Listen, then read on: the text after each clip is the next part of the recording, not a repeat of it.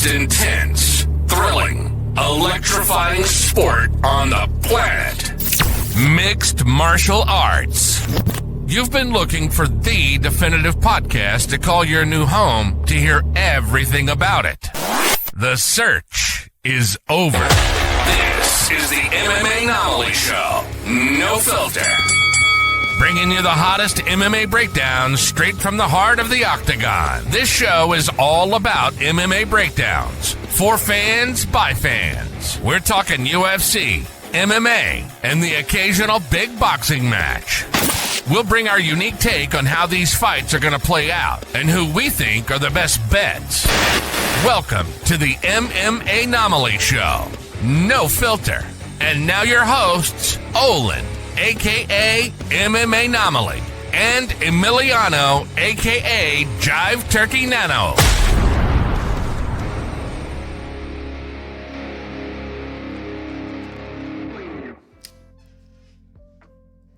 What is up, fight fans? Welcome back to another episode of the MMAnomaly Show, No Filter. I'm your host, Olin, a.k.a. MMAnomaly, and not with me as usual. We have a rare occasion here. Instead of the Jive Turkey himself, we have an actual fighter on the show, folks. We have Ian Juice Miller. First and foremost, how the hell are you doing, brother? I can't complain, man. Just getting ready for Christmas, New Year, and then hitting the pavement hard, getting back in the cage as soon as I can. Absolutely love to hear it, man. And since you're getting ready for Christmas, I got to ask, what are you most looking forward to eating on Christmas? Well, see, this is an interesting one. So I grew up Jewish. So I never really had Christmas dinner. Well, our Christmas dinner as Jews typically is what do you call it? Is Chinese food in the movie at the movie theater. We're actually doing Chinese food for the first time this year. How ironic, bro! I'm just telling you, will not disappoint. I'm stoked. But my wife's a great cook, so I know she'll come up with something. Plus, she's Latina, so we'll be having a lot of tamales. So I'm pumped for that. Nice. I absolutely love that, man. We're going over to, so we're doing Chinese for Christmas, and then on Christmas Eve, similar. So my significant other's little sister is married to a Mexican man, and he's having his whole family over. So there will definitely be tamales galore, and I think they're going to bring some pozole, and his mom usually makes like a really, really delicious like meat soaked in broth. I think it's Butter you? Yes. I got you. So I think she's probably going to make that, and if she does, I'm very excited to have that. What kind of tamales are we working with? Oh, they I feel like each family member, like each one of the aunts brings one, so we'll have like very many variations, at least 3 different kinds. Usually they'll bring a cheese, pork, and a beef, I believe was last year. Yeah, that's what we do. We do a beef, we do a pork, and then we do it's like cheese with peppers. Yeah. I think that's exactly what they did, was like cheese with like, was it poblano peppers or something like that? Yes. Fire, bro. You get me. So good. Yeah, sign me up, and then we freeze anything them with for the peppers rest of in the it, facts, bro. So freaking good. Just reheat them when you're ready. So with that being said, we're all obviously excited about Christmas. It is right around the corner. And that being said, I mean, I feel like we're getting Christmas, maybe not early, but we're definitely going to get a late Christmas present in January when we get this Paramount card to start off the year. It is a crazy fight card. We were talking about it a little bit off air before we started recording.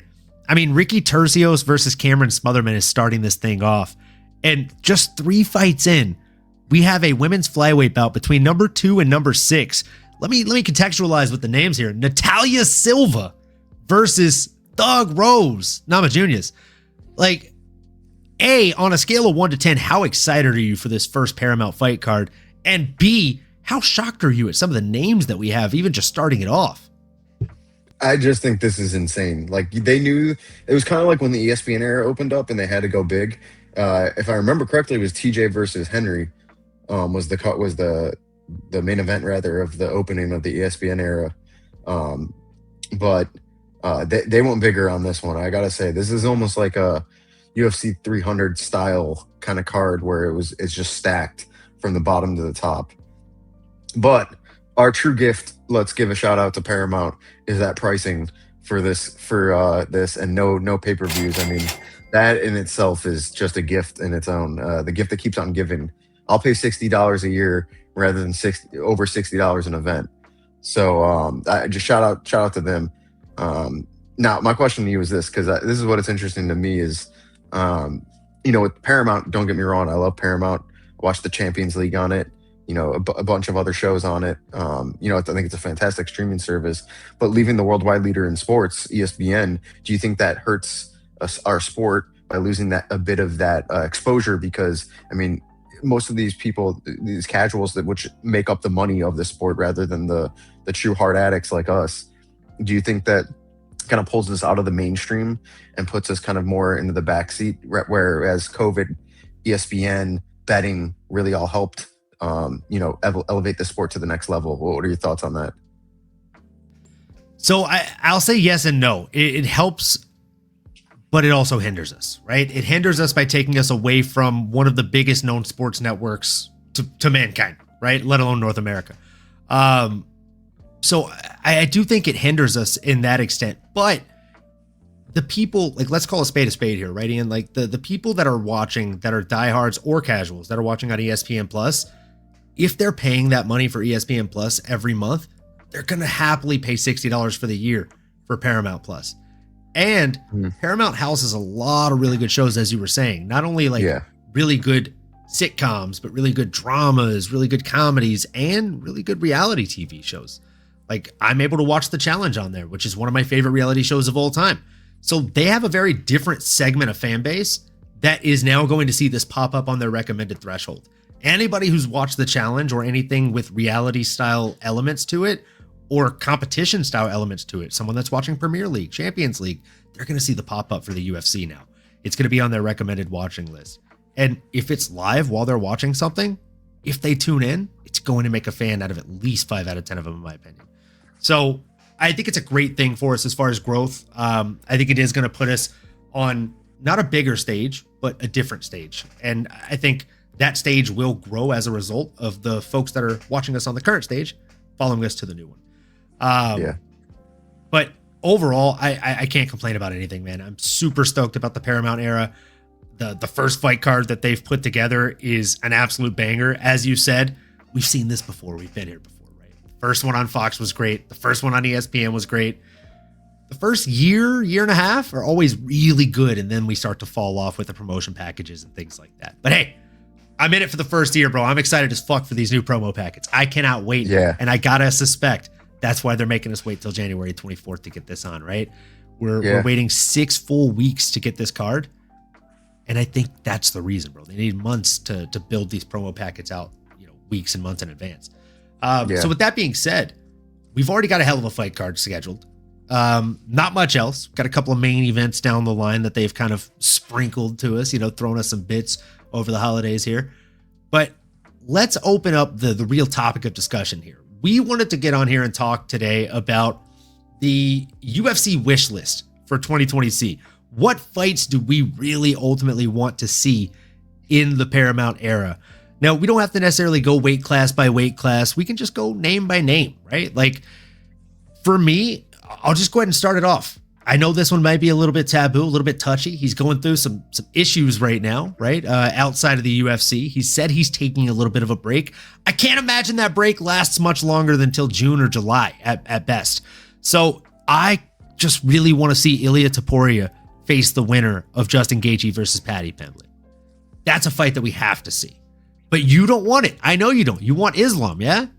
No, not at all. I want Arman. I think Arman deserves it. Maybe I'm biased because I train out of Santo. Dropping the Arman hammer. Yeah, you know what? He's coming back to town soon, so he will be in camp. Him and Kamzat together. So I'm not dropping any fight news because I don't know anything. But what I do know is that they're both going to be back in Newport training within the next couple of weeks. So something's on the horizon for both of them. So I know it's not Ilya, obviously, for Arman, but I think Arman smokes both of the guys that are in that main event. So I don't even. And he smokes Ilya. I don't think he smokes Ilya. I think it'll be a hard fight. I think he does. Either way, though. Well, maybe he doesn't smoke him, but I think he beats him. Yeah, no, I agree with you. I think Armin is Yeah. the most talented 55er right now because Islam's out of the chat. But even 100%. then, I still think he has a chance against Islam. But that's neither here nor there. That's down the line, right? That's not even the subject we're on. To me, and I'm biased, right? I've trained with guys. I'm in the same system as some guys. I will fully admit it, right? I'm not your average person when it comes to like having favorites and stuff like that. It's more personal for me. So my big one is I want to see Sandhagen fight for the title again. I really do. Yes. Especially against Piotr Jan. I think that would be an incredible fight. I think he is the most underrated fighter in the UFC, especially one that hasn't ever held a title. I just think he is that incredible. I think he's that talented. And I think the world of him. Just once again, I think he's that talented. The other one I'm going to add to the list, outside of that as well, just off the first part of this conversation, is I want to see Leroy Murphy fight for the title, or Masaev. I don't want to see Diego Lopez again, because what is going to be different from the first time? So maybe I'm going in the wrong direction with like the topic you're saying, but I think this is absolutely ridiculous. We're getting like fights like that right now. I agree. Backtracking just a little bit before we move past it. I've said this on the show a couple times. I'll say it again. If you've heard this one before, you can just take the earphones off. I apologize, guys. And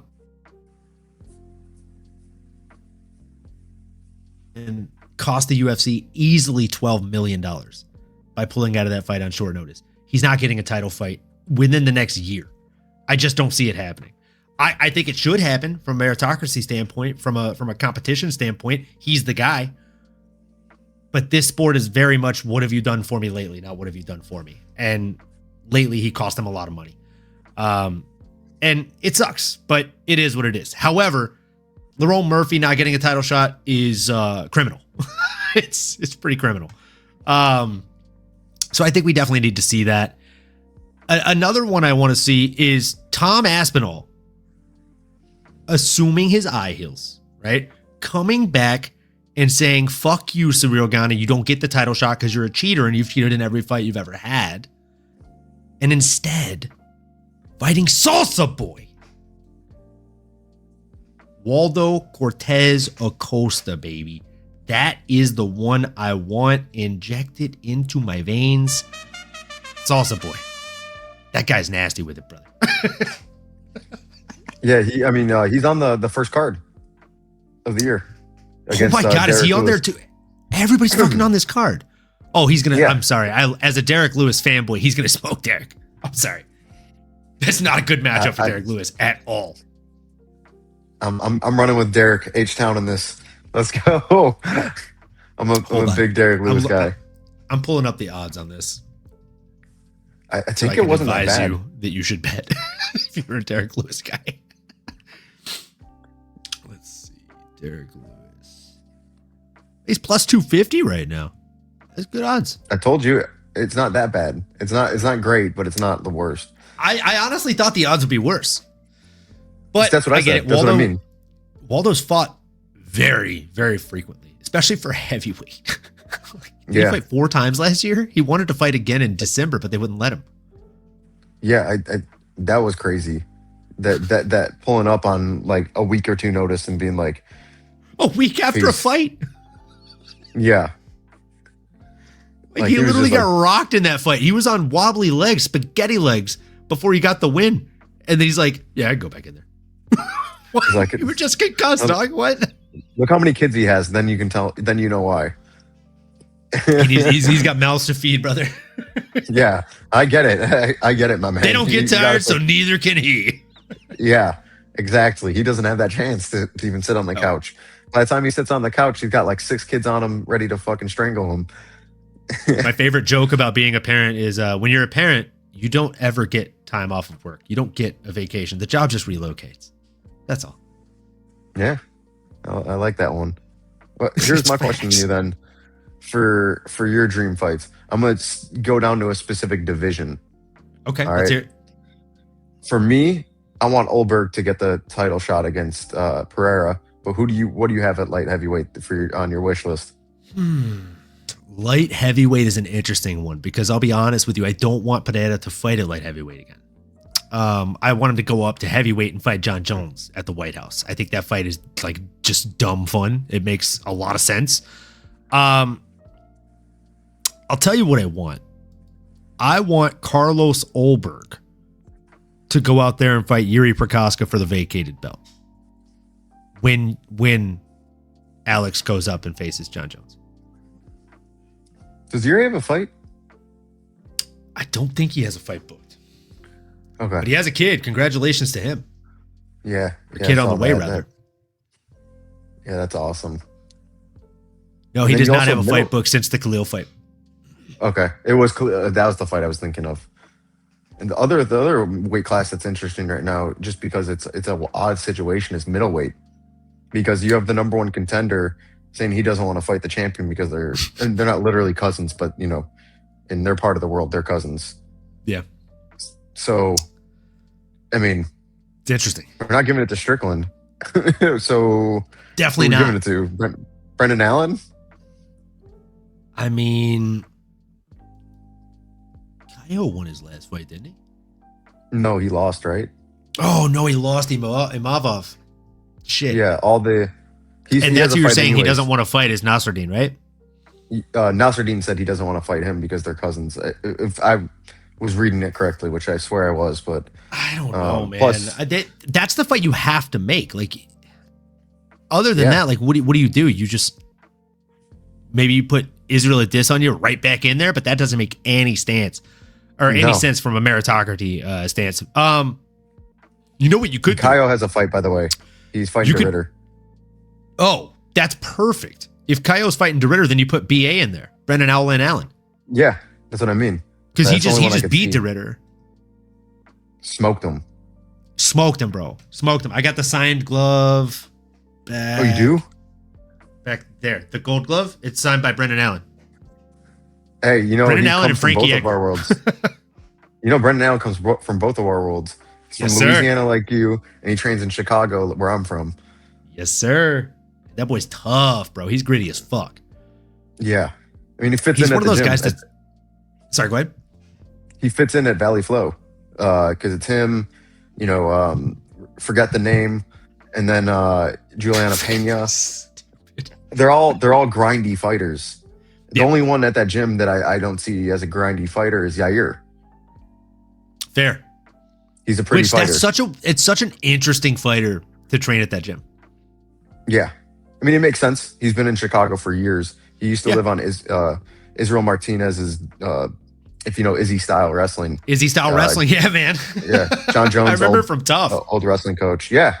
That's the season he was John Jones versus Chael Sonnen. Yeah. He lived in his basement for like years.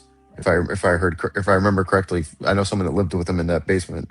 So Izzy's the man, bro. Yeah, I mean, look what he did to John Jones. Yeah, honestly, he made him into an absolute fucking world breaker. Yeah. So now that we're going through divisions, let's talk about welterweight. What do you want to see next for Islam Makhachev? So obviously he took out Jack, right? So that takes away number one.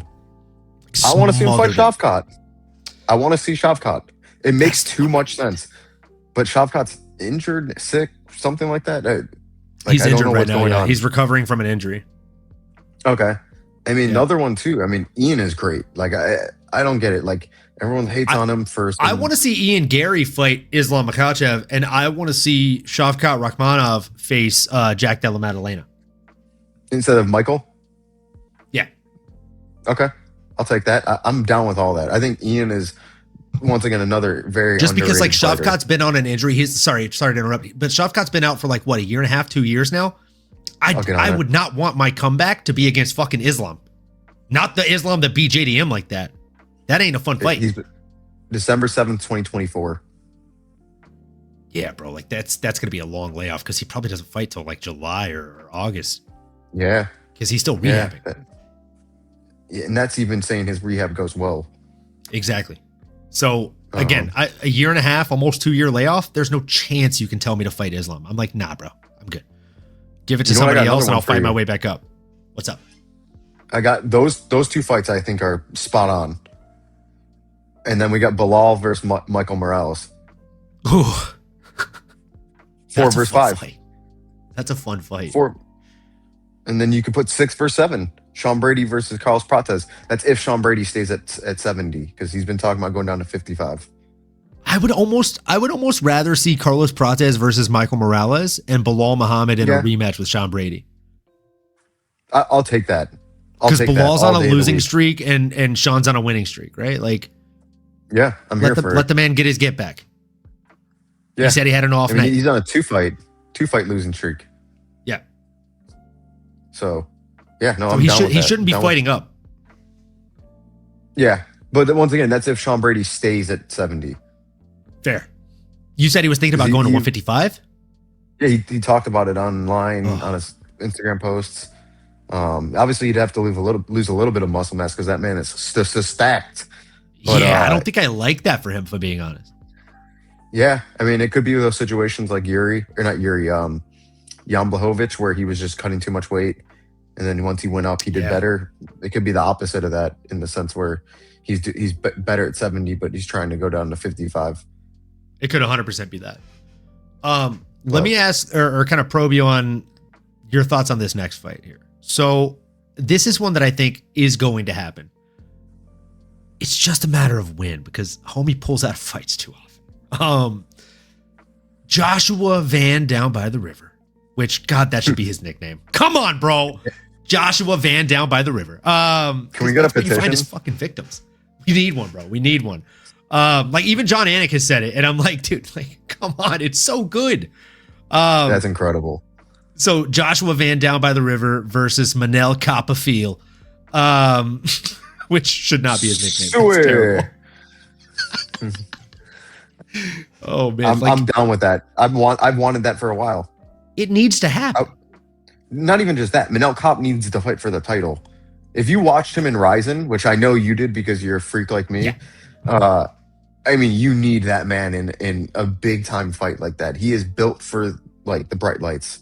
He literally is. I mean, if you want a funny watch going back down the road, watch his fights against Kyoji Horiguchi in Ryzen. Oh, bro, and listen, I already know what you're talking about. You don't even need to watch the fight. Just listen and hear Mike Brown fight verbally with Manel Cop in his corner during the fight. Yeah, like he literally is talking. His corner's talking shit about Kyoji in the middle of the fight, and all he hears "Shut the fuck up" from Mike Brown. I mean, it is one of the funniest moments. In love MMA. Mike Brown, bro. He's so fucking good. Yes, he's such a good coach. If you watched him in WEC, you know how great of a fighter he was too. I know you did, 100%. But like I'm just saying, generally 100%. Speaking. Oh, and side note, you'd be very proud to hear this. You know, I haven't talked to my dad, or rather seen my dad in like 18 years. Went to visit him this year for the first time in 18 years. And one of my favorite random things that I found out is that not only does he watch UFC, he watches Bellator, he watches PFL, he watches Risen. He is a degenerate like us when it comes to fights. One of us. One of us. Dude, I was so proud. It was such a proud son, bro. You're like, it looks like I got it from someone. I swear. He's like, we were talking because we ended up watching that pay-per-view there, right? And the Zhang Weili one. And we were talking about the Zhang Weili versus Valentina fight. And he's like, you know who I want to see fight Valentina? God, what's her fucking name? She has like a Russian sounding name, but she just kills people. Like, she's not in the UFC, but she kills people. And I'm like, Dakota Decheva? Are you talking about Dakota Decheva? And he's like, Dakota Decheva, that's exactly the fuck I'm talking about. And I'm like, oh my God, Dad, I love you. I got bad news for you, by the way. Then she just pulled out of her fight. PFL. That's good news. She got injured. She didn't get injured. Oh my God, you just gave me the best news of the fucking year. That's incredible. She did get injured. No, you don't understand. So PFL has this clause where if you win the season, you are locked into your contract for next year. If she's injured, she can't compete in the final match of the season, which means no clause. She wasn't in the tournament. Or no, she's not in the tournament. Yeah. I wonder if they tried to fuck her with another clause where if you win this, you have to compete in the Super Fight series. Hold up. I think they switched it. I think what it is now that if you were last year's winner, you automatically go to the final. I think that's what's going on this year. They keep changing it, so I never can figure it out. So I genuinely think that this is a clever ruse to get her out of that fight, bro. Because she desperately wants to get into the UFC. She just signed an extension like 3 months ago. Oh my God. What is happening with this Dakota Tacheva situation, bro? Hold up, I'm checking right here. I'm checking what title fight. Yeah, she's not on that one. It was I thought it was February. Oh, they must have pulled her off the card already. Damn, that was fast. My bad. Obviously getting used to this new fucking mouse. There's a little back button on it, and I just clicked that. So apologies for that random tidbit. What'd you find out? So no, she definitely pulled out of the fight. The other thing too, I can't figure out if the whole champion thing that I was saying, because they were talking about it. So, but the other thing too another person I want to see in the UFC that's not there anymore, or that's still in the PFL and just re-signed as well, AJ McKee. Get that man in the UFC. And you know what? While we're at it, Paul Hughes. That man's a beast. Oh, Paul Hughes is a beast. He was in the UFC for like a day, if I remember correctly, and then he had some like visa issues, so they let him go. So, I just get all three in the UFC. Let's see some real fights. So I just asked Grok, which is my favorite fucking AI companion. I asked about Dakota Tacheva. So yes, Dakota Tacheva signed a contract extension with the PFL in July 2025, shortly after a unanimous decision win over Sumiko Inaba at PFL Champion Series in Cape Town, South Africa. This was a multi-year, multi-fight deal that includes provisions for a minimum number of fights within certain timeframes to address her previous frustrations within activity. Multiple sources, including Tacheva herself in interviews, report that the contract runs through at least 2027. As of December 23rd, 2025, she remains firmly under PFL contract. She's locked in for multiple years with her next scheduled fight against Denise Kielholtz on February 7th in Dubai, recently affected by an injury withdrawal, but no indications of free agency or release yet. Thank you, Croc. There were UFC trade rumors earlier, late 2024/early 2025, but PFL declined any offers. Wow, so the UFC tried to make a trade. I wonder who it was for. Dude! You think they're like, we'll give you Kayla back? Yeah, I just wonder who it is. They can't now because they have one of the biggest female fights ever, including Kayla. They're like, look, we have this guy that is just fucking terrible because nobody can beat him. And we have another guy that should be champion, but he can't beat this other guy. So we're willing to give you for Dakota Tacheva. Who was it? Umar Nurmagomedov, ladies and gentlemen. Oh. I couldn't. When Joe Rogan butchered his name like 3 times. Yeah, I mean, I could see that happening. I mean, though his brother is there. Usman, yeah. Usman's a although beast. he's supposed to be leaving the PFL anytime soon because his whole deal is once Islam leaves 55, he's going to shift over. But we'll see what goes on, especially now that they got all that issues with USADA there. Yeah, they definitely do. So let's switch gears a little bit. Let's talk about one of your favorite fighters of all time, Conor McGregor. I want to see him make a return in 2026. I don't. Fuck off. You will watch. Okay, you will watch. I will. Shut your fucking mouth, you'll do nothing. You'll do fucking nothing. I deserve that. my question is, who would you like to see him face off against? Well, let's start with it. Let me start your question or answering your question with another question. How about that? Love this. All right. Lightweight or welterweight or middleweight for all we know. Don't do that. Don't do that to your boy, bro. Don't put him in there with a 185. I don't like that. Well, remember, him, bro. That was if he's going to 185. Look, if he's going to go to 185, Send him 2-3 years Dagestan and forget. Okay, and then we'll see him in 2029. But like seriously, because remember Michael Chandler fight was at middleweight. You'll do what you're That was the fucking told. Yeah, which Michael Chandler, you damn well should, because no one cares about you. So it's like, like Who the it's fuck is that guy? seriously, if we're gonna put him back, I'll give you two options. All right, I'll give you one from each weight class, not including middleweight, obviously.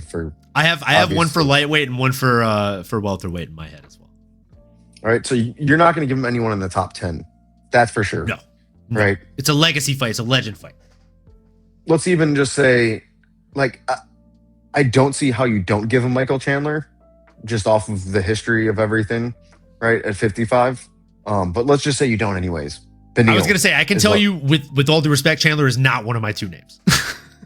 Beneil and Michael are my two for 55. And then if we're going at 70, sorry, I just had to make sure wasn't losing it. Colby, because you want to come back with a win. That's fun.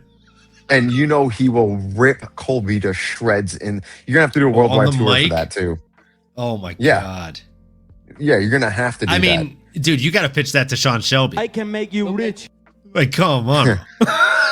like, be a great presser. I'm just, it just makes too much sense. Like, yeah, dollars and cents. He's like, Colby's on his way out. I mean, we've just seen it the past, give or take, 3-4 showings for him. So, why wouldn't you? The other one you could do is, no, you're not going to give him a cardio guy like Neil Magny. You'd have to give him someone else. Just trying to go through. You don't want to do Neil Magny. That's a terrible matchup for him. Yeah, and you can't give him Gunnar Nelson, right? Because they're friends. Gunny, no. You can't do that.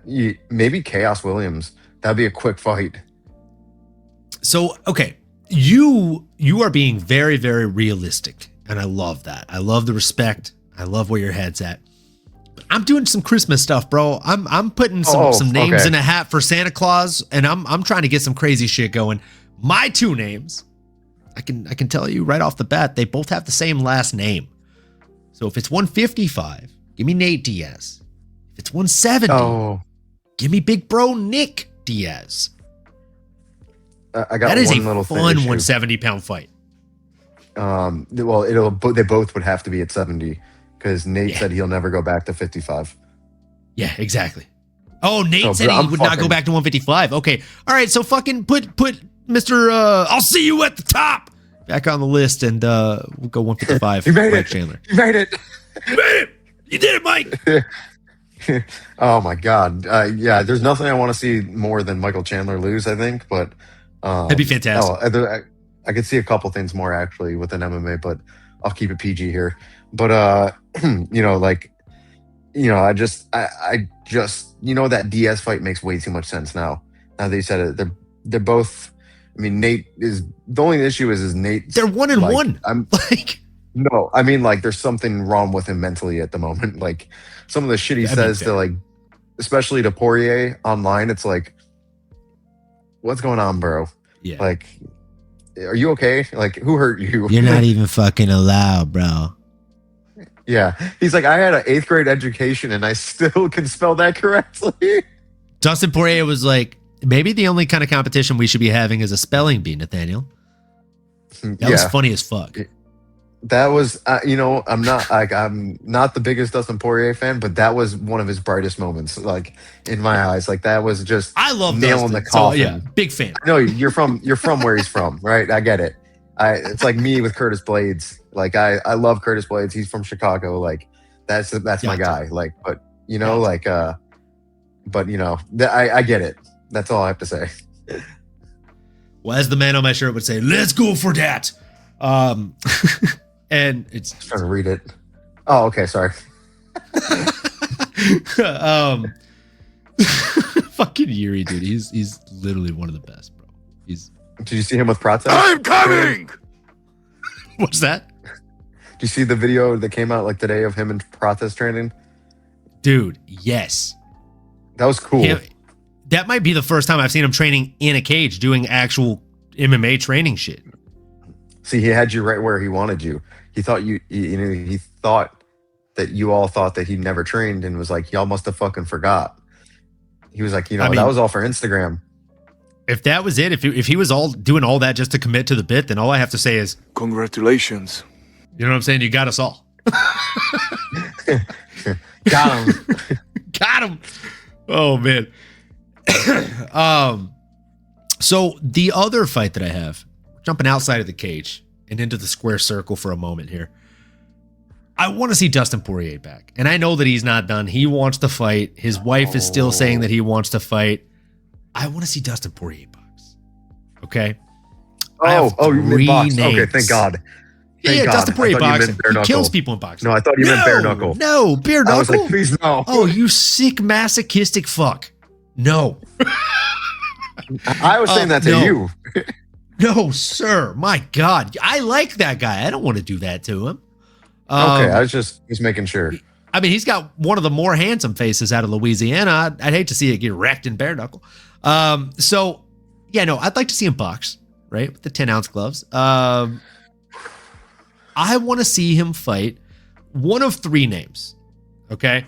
And they're going to get consecutively worse. So the first one is Nathan Diaz, right? They were supposed to have the fight in the UFC. It got canceled 3 times.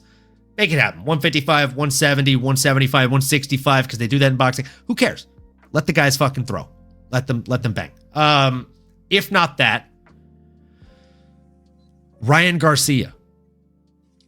What? Get him an entirely huge payday against a boxer that will be overwhelmed by somebody like that with that kind of grit and tenacity. They both fight at the same weight class of 155. That fight makes a lot of fucking sense. I thought Ryan fights at like 140, 135. He rehydrates. When there's a rehydration clause, he fights at 155.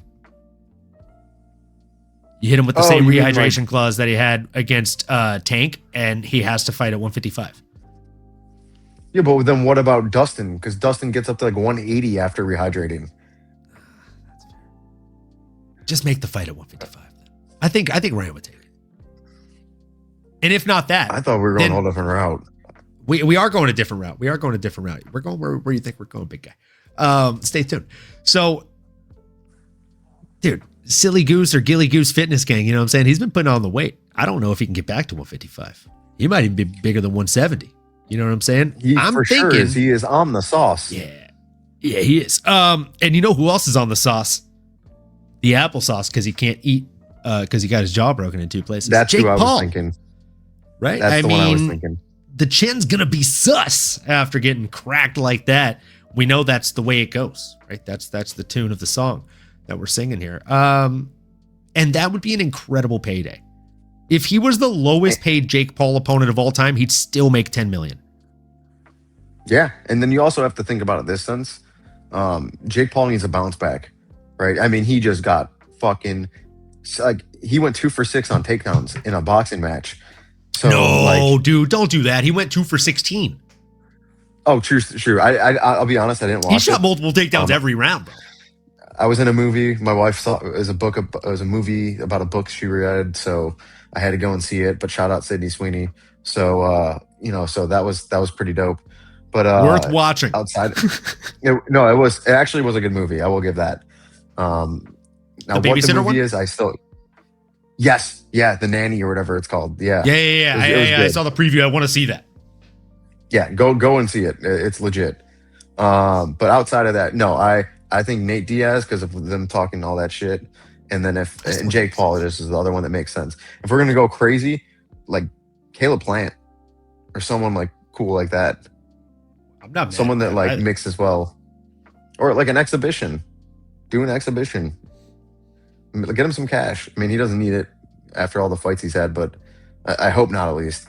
But I don't think he does. But I think a big win like that, a big payday like that, would mean that his charity wins because he donates a large sum of the money that he makes to that charity, the Good Fight Foundation. Yeah. So I think it'd be great. They could even do a charity boxing match. I think that'd be fantastic, where like they get a sum of it, the charity gets a sum of it, etc. But again, like if Conor McGregor offered to do like $250K to the charity, you got to think Jake Paul would want to trump him in any way he can and say, "Oh, I'll give $1 million to your charity if you fight me, and I'll pay you $20 million," which fucking dope. He'll get an extension on the Gilly Goose Gang gym. Did you see 92 million each for that last fight? I mean, It was 98 for Jake. 92 for, but what I'm saying is it was 92 for 92 for AJ. My Insanity. You know what's funny? My wife was like, "Oh, that must be the most ever made." I was like, "Babe, let me tell you about this gentleman named Mr. Mayweather. He fought Conor McGregor and made 360 million." Yeah. His nickname is Money. Yeah. There's a reason. Was it an exhibition? It was an exhibition. So yeah, even better. So yeah. Oh, Yeah, I just was telling her that, and the jaw hit the ground.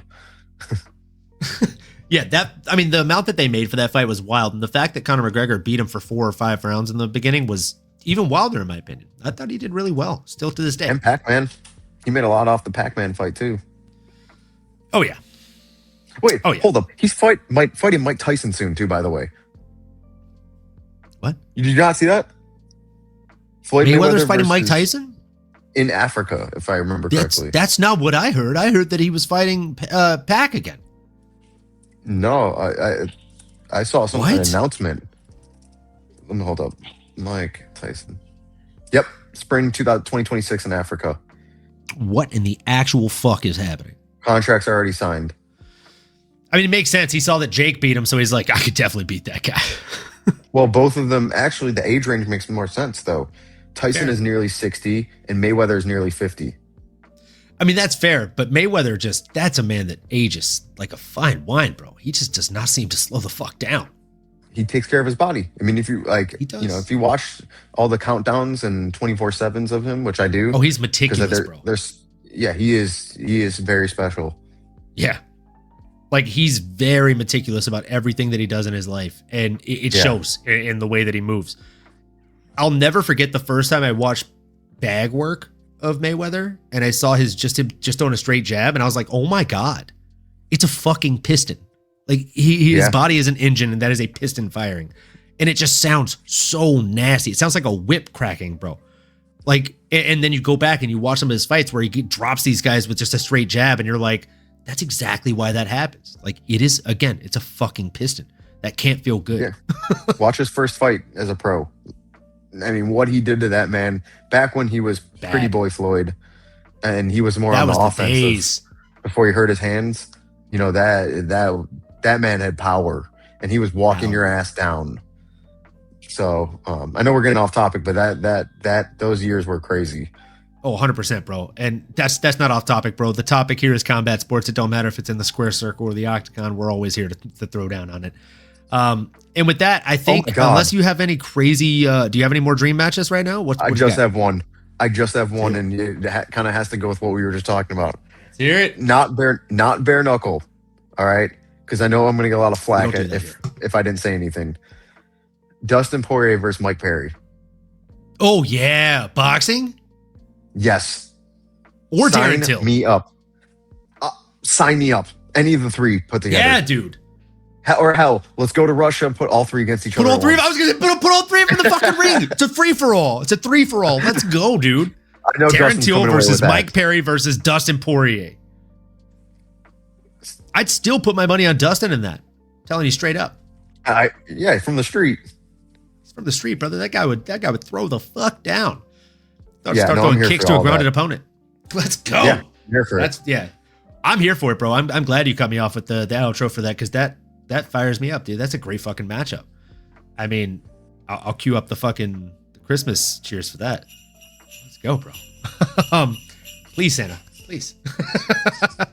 With that being said, folks, if you haven't already done so, make sure you like, comment, subscribe, smash the bell for notifications, and more importantly, make sure you check this guy out on all platforms at juice.mma. He is Ian Juice Miller. Please support your local fighters. You never know when they're going to blow up and be the UFC stars of tomorrow, folks. So make sure you're supporting the boy. Make sure you're supporting yourself as well in this holiday season. And if you do nothing else, folks, please, please, please make sure that you keep on going and keep on growing. And we'll see you next time. Let's go. You've been listening to the MMAnomaly Show. No filter.